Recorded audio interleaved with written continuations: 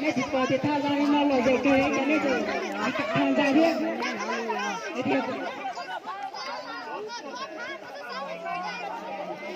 Và nên các thứ thế của chúng tôi thôi.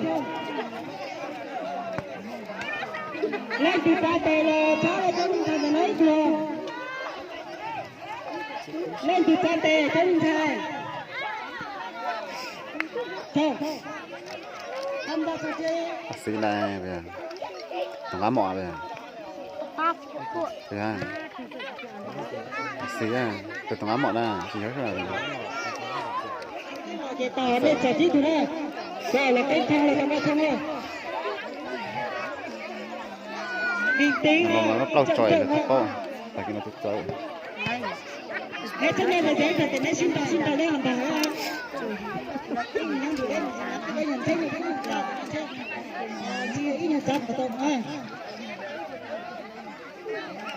Hey, ini cara betul ni centang kaca kah?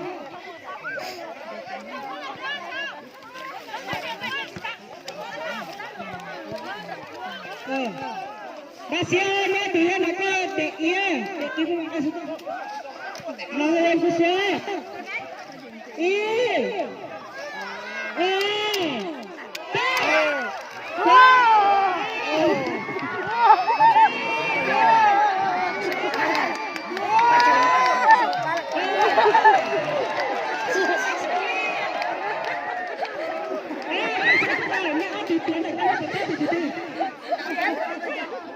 Đi này nhá.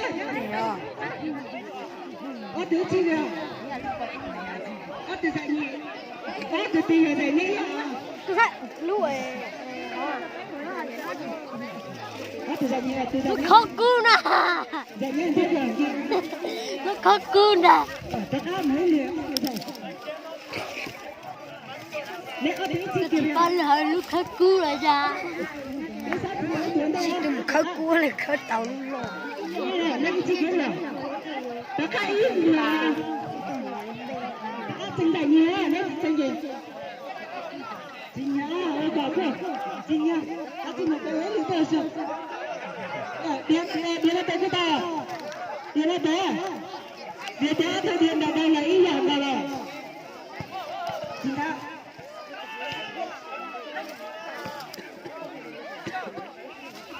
Các bạn nói rằng đây là cái này.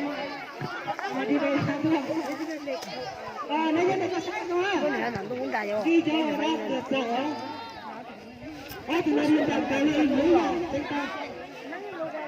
Tụi nó ý là chỉ cần ai muốn chia ra đây từ để nó là không đau đuổi là biết ô.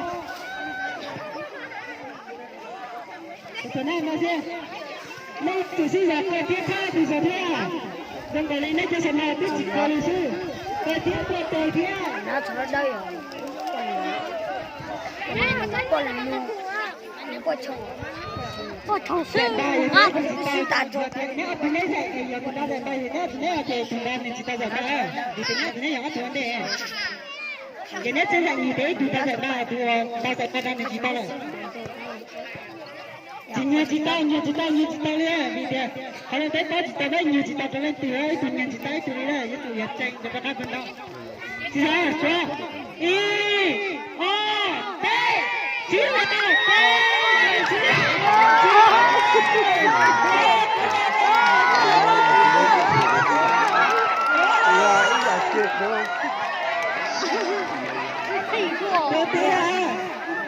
Tôi tao là gì? Mấy là gì hả? Chạy là đấy mà sao chưa?